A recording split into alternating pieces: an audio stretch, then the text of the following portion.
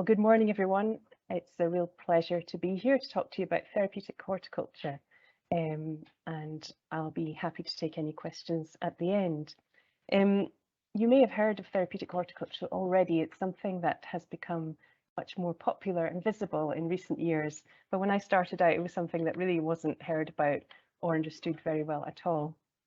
And we're now trying to make sure that it's a proper profession, because for a long time it's been kind of an informal sector or a field, an emerging field, and it's really exciting to be part of that work at the moment. Trellis, in case you haven't heard of us, are the national charity for therapeutic gardening. We started in 2006, but we had all been working in therapeutic gardening before that.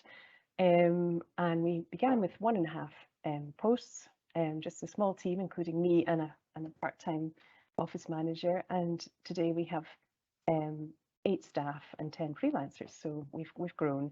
And equally, the network has grown from 83 in 2006 to around 500 across Scotland today. And lots of groups across the whole of the UK and beyond too, who we're in touch with and who we'd like to learn from. We've always worked closely with the horticulture industry. It's always seemed important to us to have these links with trade bodies such as the Horticulture Trades Association, the Chartered Institute of Horticulture, the Horticulture and Agricultural Colleges, the SRUC, and kind of apprentice or hands-on practical learning programs such as the Working for Gardeners RAGS Association, the RHS, of course, and the Garden Media. In Scotland, our oldest project started in 1913 and is still going today, and it's in Ayrshire.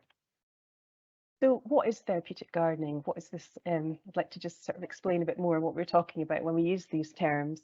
It's all about trying to grab that feel-good factor that you get from working in a garden or being around plants and using that to help people to help themselves. And our main mission is to make sure that everyone who needs or wants access to therapeutic gardening services can have that access to high quality services. And we do this by supporting practitioners at every level, and they in turn help people to help themselves through gardening.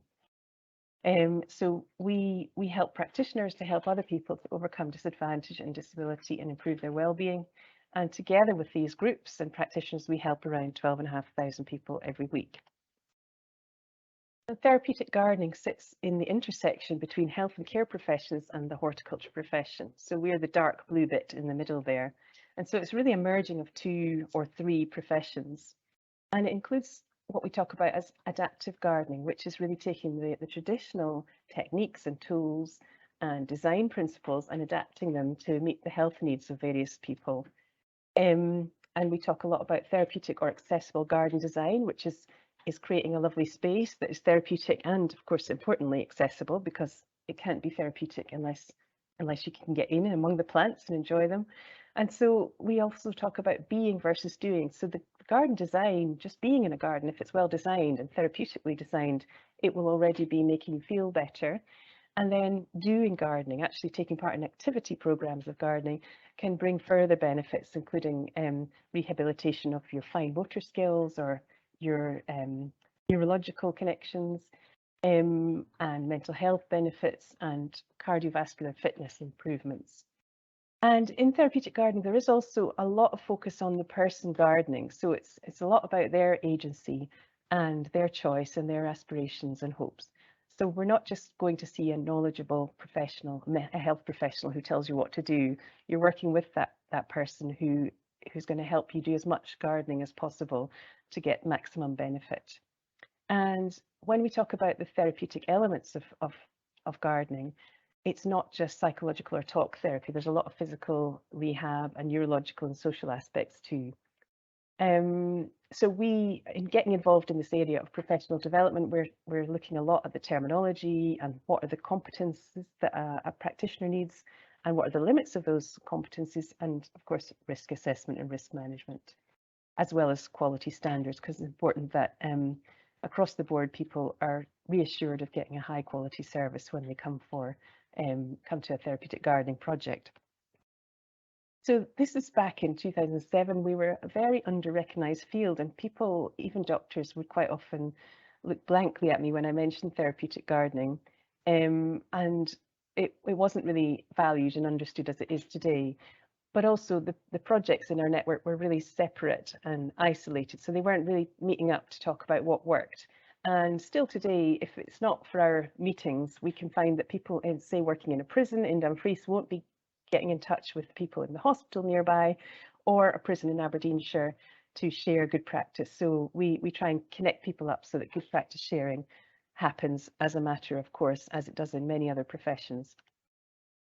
And there's been an interesting change over the last 16 years or so.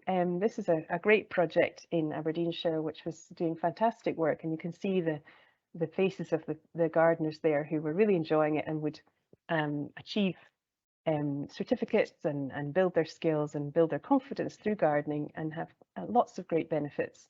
But quite often the social services department that might be in charge of funding for it would question it and ask it to justify its existence. And so it was really misunderstood. And people would often see gardening as kind of work and exploitation rather than something that could bring lots of health benefits. And I think there was also the lingering association with the old psychiatric hospitals where gardening was kind of part of the work program, and sometimes they relied on the people in the garden to provide produce for the kitchen. So it had a bit of a bad reputation sometimes in certain circles. But today we're seeing it become more and more mainstream, and no one really reacts like that anymore when we talk about therapeutic gardening, I'm pleased to say. So we've been going along to lots of conferences and talking to lots of different audiences over the years to try and make the case for gardening as a therapeutic intervention. And slowly we saw people embracing that and beginning to get really interested and take it seriously. And lots of things helped that. We've seen how recently in lockdown people really missed their outdoor space and began to see how much they valued it and being outside in nature. And also we've seen how psychiatric medications are also limited, and they can do so much, but some of them cause lots of side effects and have real limits on how much they can do. So gardening is quite often brought in as a complementary to that, so that people can have some medication or maybe some talk therapy, but also some gardening to help them benefit physically and mentally and maybe socially too by gardening with others. So there's been lots of factors helping push gardening forward as a health intervention. And today, all of a sudden, we see that green care or social prescribing are really popular and on the up, and everyone's interested in this area. And so gardening is suddenly being valued much more and happening as a referral pathway in the NHS and in care groups, and also in teaching. When people are studying health and care subjects, gardening is being included sometimes. There's also lots of research money being put into this area to build up the evidence base, which is already strong, but can always do with improving. So across the world, we're seeing more and more interest in this area and university courses popping up and so on. And we're getting invitations to train everyone from the Care Inspectorate to the National Association of Activity Providers, the NHS, the National Trust and care groups, as well as conservation groups. So here is a typical practitioner's day. So usually the person will arrive on site at the garden and open up and maybe make some tea for people arriving and look at the plans for the day, what needs doing in the garden and what is going to be good for the group arriving to do. And also, of course, importantly, check the weather. Clients arrive and usually it's a case of having a nice chat and a cup of tea and checking how everyone's feeling and then deciding together what you're going to do that day in the garden. Some people maybe not feeling up to doing very much physical at all, and they can be involved, just maybe sitting, chatting to the group or passing things to people, seeds and tools and so on to their colleagues, so that everyone's fully involved. Usually a break and then quite often another session, a full day, although some projects will just have a half day or a shorter session. And then a wind down and a clear up all together and a chat about what people got out of the day and what went well and what didn't. And then the practitioner is usually left alone to kind of make records for the day, make some notes, think about what really worked and plan for the next session, maybe ordering some bulbs and compost and tidying up, of course. So our role is in training practitioners for one, and providing lots of information so that they can do their job properly.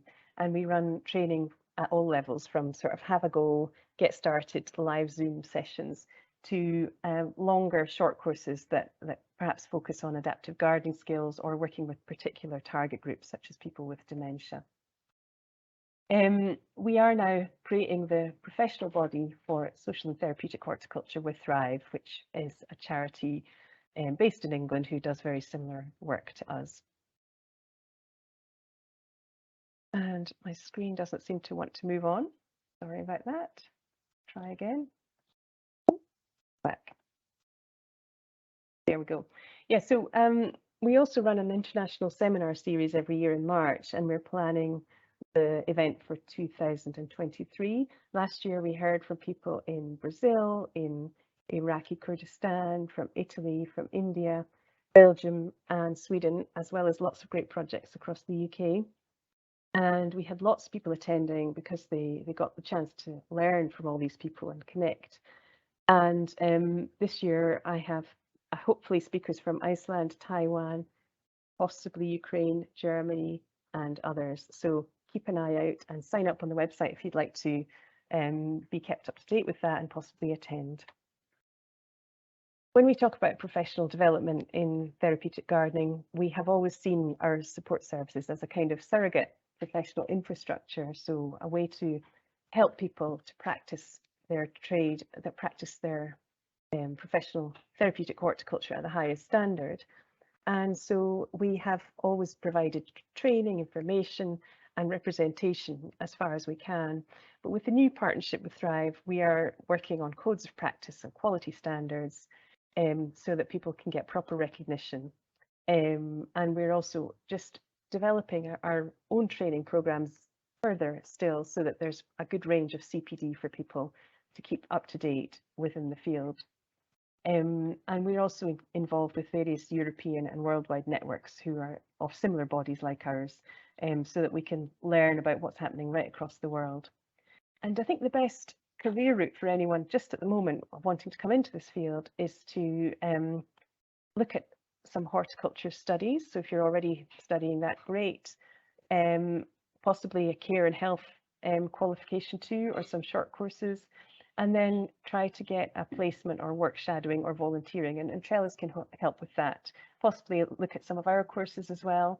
And then excitingly, we are working with a few colleges and universities to develop a proper practitioner course, and I'm hoping that'll be in the next year, but I've said that before and it's sometimes taken a bit longer. So again, sign up for updates if you'd like to know more about that.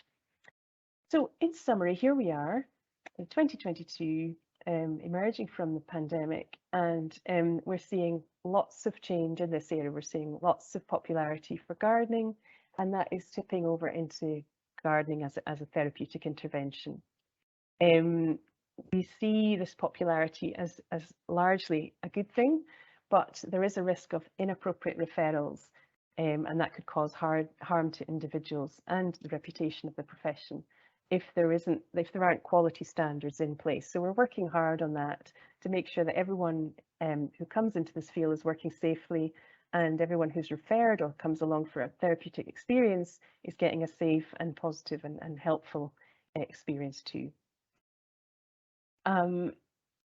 So this is what we're working on, and we're providing a full suite of support services for anyone who's interested in getting into this field or setting up a project or to develop an existing project. So please do get in touch and ask us anything you want to know about this field. We see the benefits of therapeutic gardening every day, and we'll carry on working on this until every care and health setting and community has therapeutic gardening provision as standard. Thanks for listening.